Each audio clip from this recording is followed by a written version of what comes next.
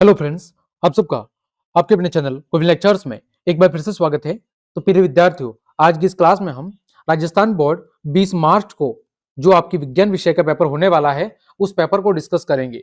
उम्मीद करता हूं इस पेपर में से कई सारे प्रश्न आपकी बोर्ड परीक्षा में जरूर छपेंगे। तो चलिए क्लास शुरू करते हैं। खंड ए के तहत आपके बहुविकल्पीय प्रश्न दिए गए हैं। पहला प्रश्न है, मैग्नीशियम रिबन का ऑक्सीजन की उपस्थिति में दहन उदाहरण है। जब मैग्नीशियम रिबन को ऑक्सीजन की उपस्थिति में जलाया जाता है तो क्या बनता है? मैग्नीशियम ऑक्साइड बनता है। तो यहाँ पर ऑक्सीजन का योग हो रहा है, अतः यहाँ पर कौन सी अभिक्रिया है? उपचयन अभिक्रिया है। दूसरा है, रक्त दाब को मापने में किस यंत्र का उपयोग किया जाता है? इसका उपयोग किया जाता है स्पाइगोमेनोमीटर का। तीसरा है, पराग नलिका का बीजांड की ओर वृद्धि करना किस प्रकार की गति का उदाहरण है? इसका उदाहरण है तो ये रसायनानुवर्तन गति का उदाहरण है। चौथा है, ग्लेशियल एसिटिक अम्ल का गलनांक कितना होता है? कितना होता है? 290 केल्विन। पांचवा प्रश्न है, अति अम्लता का उपचार करने के लिए किस औषधि का उपयोग किया जाता है? इसका उपयोग करते हैं एंटासिड का।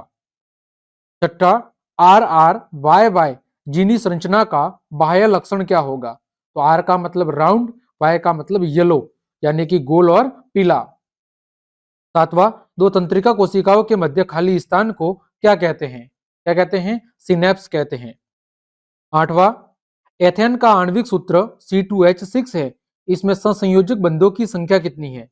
कितनी है? तो कार्बन और हाइड्रोजन के बीच में 6 और एक कार्बन और कार्बन के बीच में, यानी कुल 7। आठवां, चालक तार का प्रतिरोध निर्भर करता है, इस पर निर्भर करता है चालक तार की लंबाई पर, सही है। चालक तार के अनुप्रस्थ काट के क्षेत्रफल पर, यह भी सही है। चालक पदार्थ की प्रकृति पर, यह भी सही है, उपरोक्त सभी पर। 10वां, सीसा व टीन की मिश्र धातु जिसका उपयोग विद्युत तारों की परस्पर वेल्डिंग के लिए किया जाता है, उस मिश्र धातु का नाम है सोल्डर। 11वां है, किसी शब्दकोश में पाए गए छोटे अक्षरों को पढ़ते समय आप निम्न में से कौन से लेंस का उपयोग पसंद करेंगे? तो 5 सेंटीमीटर फोकस दूरी वाले उत्तल लेंस का। 12वां, किसी विद्युत धारावाही चालक पर आरोपित बल की दिशा ज्ञात करने संबंधी नियम कौन सा है? तो किसी चालक तार में आरोपित जो बल है उसकी दिशा में ज्ञात करनी है तो फ्लेमिंग के वामहस्त नियम का उपयोग किया जाता है। 13वां, मधुमेह से पीड़ित रोगी के रक्त में शर्करा की मात्रा क्या हो जाती है? बढ़ जाती है। अगला प्रश्न है 14वां, भारत में प्रत्यावर्ती धारा की आवृत्ति कितनी है? तो वो है, भारत में प्रत्यावर्ती धारा की आवृत्ति है वो है आपकी 50 हर्ट्ज। 15वां है, सूर्य से आने वाली पराबैंगनी किरणों से हमें बचाने वाली ओजोन परत के क्षरण के लिए मुख्य रूप से उत्तरदायी गैस कौन सी है? तो वो है क्लोरोफ्लोरोकार्बन। आगे बढ़े, रिक्त स्थानों की पूर्ति कीजिए। 16वां प्रश्न है, धातुएं कठोर सतह से टकराने पर आवाज उत्पन्न करती है, यह गुण क्या कहलाता है? यह गुण कहलाता है ध्वनिक अथवा सोनोरस। क्या कहलाता है? ध्वनिक अथवा सोनोरस कहलाता है। 17वां, किसी लेंस की समता उसकी फोकस दूरी की क्या होती है? व्युत्क्रम होती है। किसी लेंस की समता उसकी फोकस दूरी की व्युत्क्रम होती है। 18वां, जीवाणु और कवक मर्त अवशेषों का क्या करते हैं? अपघटन करते हैं।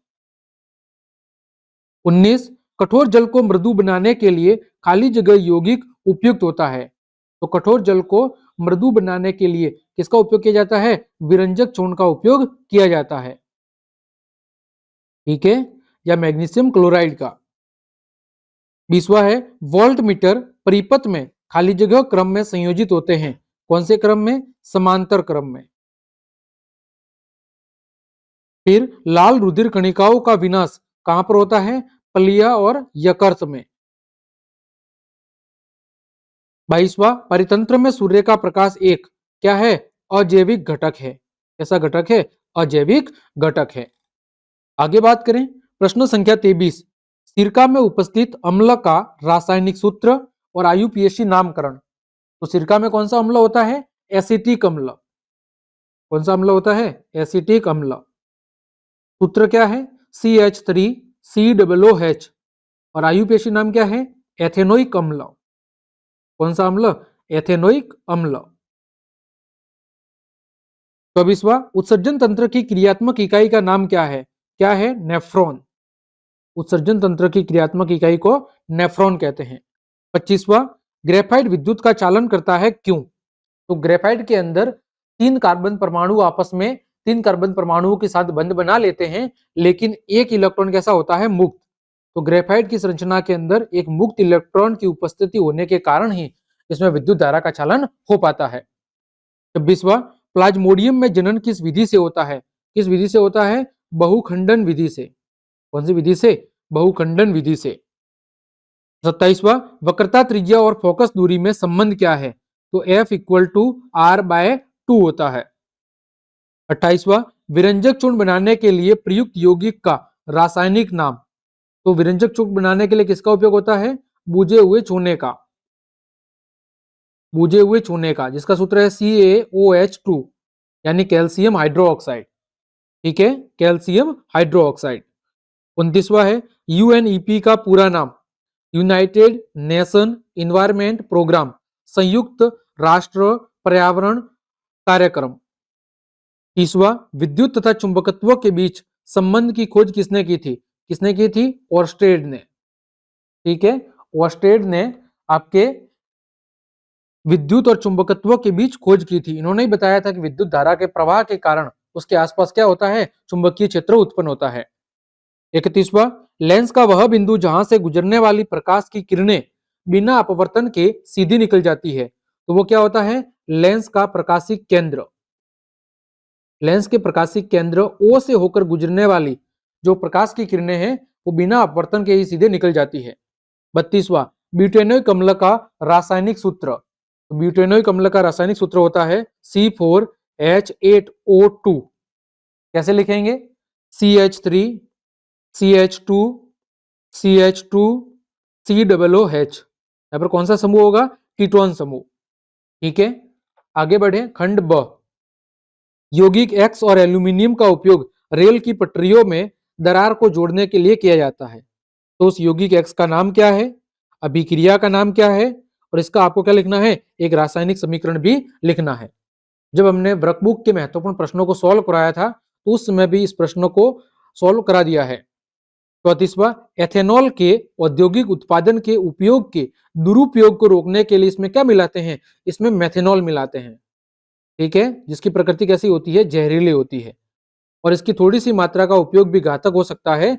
कैसे? क्योंकि जो मेथेनॉल है, मेथेनॉल क्या करता है? हमारे यकृत में जाके यकृत को नुकसान पहुंचाता है और ये इसकी प्रकृति जहरीली होने की वजह से ये इसको पीना स्वास्थ्य के लिए क्या होता है? हानिकारक होता है। अगला 35वां, विकृत गंधिता को समझाइए और चिप्स के पैकेट में खाने की सामग्री को खराब होने से बचाने के लिए उसमें कौन सी गैस भरते हैं? तो विकृत गंधिता क्या है? कि तेल और जो वसा युक्त चीजें होती है, जब वो नमी या वायु के संपर्क में आती है तो उनके गंध और स्वाद क्या हो जाते हैं? परिवर्तित हो जाते हैं, विकृत गंधी हो जाते हैं। इस गुण को कहते हैं विकृत गंधिता। और चिप्स के अंदर जो पैकेट होता है चिप्स का, उसमें नाइट्रोजन गैस भरी जाती है ताकि वो लंबे समय तक सुरक्षित बनी रहे। फिर कॉलम ए का कॉलम बी के साथ क्या करना है? मिलान करना है। तो ये यहाँ पर अलग जो यौगिक दिए हुए हैं इनका आपस में मिलान करके आपको बताना है, जिसमें एथेन दिया हुआ है। एथेन क्या है? एथेन आपका एक संतृप्त हाइड्रोकार्बन है। फिर बेंजीन है। बेंजीन कैसा है? विषम परमाणु युक्त हाइड्रोकार्बन है। सॉरी, बेंजीन कैसा है? देखो, बेंजीन बेंजीन आपका है असंतृप्त। बेंजीन कैसा है? बेंजीन है आपका असंतृप्त हाइड्रोकार्बन। फिर है प्रोपाइन और मैथिल अल्कोहल। तो मैथिल अल्कोहल कैसा है? विषम परमाणु युक्त हाइड्रोकार्बन है। प्रोपाइन कैसा है? असंतृप्त हाइड्रोकार्बन। बेंजीन कैसा है? असंतृप्त एरोमेटिक हाइड्रोकार्बन। 33वां है मानव नेत्र का नामांकित चित्र बनाना है। 38वां, मानव में नर जनन हार्मोन का नाम लिखते हुए इसके कार्य बताने हैं। तो नर जनन हार्मोन कौन सा है? टेस्टोस्टेरोन। इसके कार्य क्या है वो बताने हैं। 39वां, कांच की स्लेब में जब प्रकाश की किरण वायु से प्रवेश करती है तो उसके मार्ग को दर्शाते हुए आपको क्या करना है? एक किरण आरेख बताना है। 40वां, चुंबकीय क्षेत्र रेखाओं के 4 गुण बताने हैं। 41वां, स्तनधारियों और पक्षियों में ऑक्सीजनित और विऑक्सीजनित रुधिर को अलग अलग करना क्यों आवश्यक होता है। 42वां, प्रकाश वायु से 1.50 अपवर्तनांक की कांच की प्लेट में क्या करता है, प्रवेश करता है। कांच में प्रकाश की चाल कितनी है, आपको प्रकाश की चाल निकालनी है। तो अपवर्तनांक बराबर सूत्र क्या होता है, माध्यम में प्रकाश की चाल बट्टे में निर्वात में प्रकाश की चाल, m equal to C upon V. उस सूत्र की मदद से आपको ये मान निकाल देना है। 43वां है, चुंबक के निकट लाने पर द्विक सूचक सुई विक्षेपित क्यों हो जाती है। और दूसरा है, किसी धारावाही चालक से संबंध चुंबकीय क्षेत्र की दिशा ज्ञात करने के नियम का आपको नाम लिखना है। 44वां है, ऐसे दो तरीके सुझाइए जिनमें जैव अनिम्नीकरणीय पदार्थ पर्यावरण को क्या करते हैं, प्रभावित करते हैं। आगे बढ़े, खंड स, विस्थापन और द्विविस्थापन अभिक्रिया में आपको अंतर बताना है। और अथवा में दो अभिक्रिया दी हुई है, इनके लिए आपको संतुलित समीकरण लिखकर बताना है। 46 है, मानव में संतति का लिंग निर्धारण कैसे होता है। और अथवा में है, मेंडल ने मटर के कौन से लक्षणों के बारे में संकरण प्रयोग किए, लक्षणों को आपको सूचीबद्ध करना है। 43 है, किसी निकट दृष्टि दोष से पीड़ित व्यक्ति का दूर बिंदु नेत्र के सामने 80 सेंटीमीटर की दूरी पर है। इस दोष को संशोधित करने के लिए आवश्यक लेंस की प्रकृति बतानी है और उसकी क्षमता बतानी है। अथवा में है, तारे क्यों टिमटिमाते हैं जबकि ग्रह नहीं टिमटिमाते, इसके पीछे कारण क्या है, कारण बताना है। 48 है, निम्नलिखित पादप भाग में किस हार्मोन की सांद्रता अधिक होती है, तने के प्रहोशीर्ष में, फलों और बीजों में, और तने की पार्श्व शाखाओं में। अथवा में है, थायराइड ग्रंथि से स्त्रावित हार्मोन का नाम लिखिए और इस थायरोक्सिन हार्मोन के कार्य बताते हुए आयोडीन तत्व की कमी से होने वाले रोग का नाम भी बताना है। आगे खंड द, 49वां प्रश्न है, मानव में वक्राणु का चित्र बनाइए। दूसरा, मानव शरीर में मूत्र निर्माण की क्रियाविधि का संक्षिप्त वर्णन कीजिए। तीसरा, मानव में वक्रक के अतिरिक्त दो अन्य उत्सर्जी अंगों के नाम लिखिए। अथवा में है, मानव पाचन तंत्र का नामांकित चित्र बनाइए। दूसरा, आमाशय और छोटी आंत में भोजन पदार्थ के पाचन को समझाइए। 50वां है, विद्युत परिपथ किसे कहते हैं। किसी परिपथ का प्रतिरोधों के संयोजन का चित्र बनाना है, श्रेणी क्रम संयोजन का और समांतर क्रम का संयोजन। अथवा में है, प्रतिरोधों R1 और R2 के श्रेणी क्रम और समांतर क्रम संयोजन का तुल्य प्रतिरोध ज्ञात करने का सूत्र लिखना है। अथवा में है, ओम का नियम क्या है और इसके प्रायोगिक सत्यापन के परिपत्र का नामांकित चित्र बनाकर आपको वर्णन करना है। और दूसरा, आपके सामने जो ये परिपथ दिया हुआ है, इसमें ए और बी बिंदुओं के मध्य आपको कुल प्रतिरोध ज्ञात करके बताना है। 51 है, अवतल दर्पण से प्राप्त प्रतिबिंब का किरण आरेख चित्र बनाना है और प्रतिबिंब की आपको प्रकृति स्पष्ट करनी है, जब वस्तु फोकस पर स्थित हो और जब वस्तु फोकस और ध्रुव के बीच रखी हो। अथवा में है, उत्तल लेंस से प्राप्त प्रतिबिंब का किरण आरेख चित्र बनाना है और प्रतिबिंब की प्रकृति स्पष्ट करनी है, जब वस्तु 2f1 पर स्थित हो और जब वस्तु फोकस f1 और प्रकाशी केंद्र O के मध्य स्थित हो। तो ये थे आपका विज्ञान विषय का पेपर। उम्मीद करता हूं इसमें से कई सारे प्रश्न आपकी 20 मार्च को होने वाली विज्ञान विषय के बोर्ड परीक्षा पेपर में जरूर छपेंगे। तो आप इन सभी प्रश्नों को बहुत अच्छे से तैयार कर दीजिए। तो आज के लिए इतना ही। जय हिंद, जय भारत।